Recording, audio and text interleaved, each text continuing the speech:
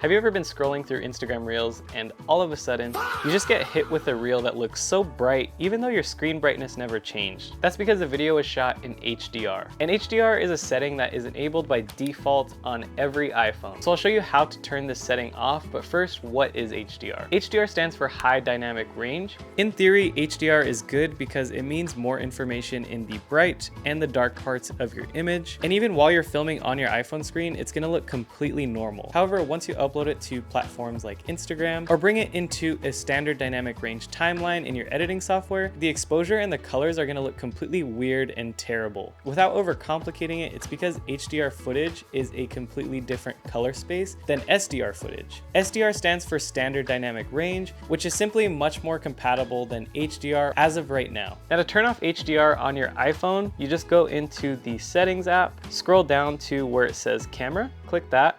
At the top where it says record video, click that, scroll down and you'll see HDR high efficiency and just toggle it off and that's it. So thank you for watching. I hope this video helped you out. I wanted to keep this video pretty short, but if you do have any questions on HDR or SDR, be sure to let me know in the comments down below and I'll see you in the next one. Peace.